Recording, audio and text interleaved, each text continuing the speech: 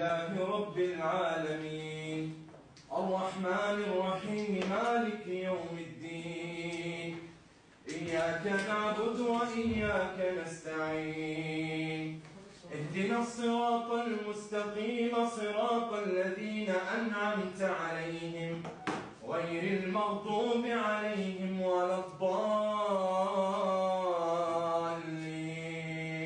آمين. تبت يدا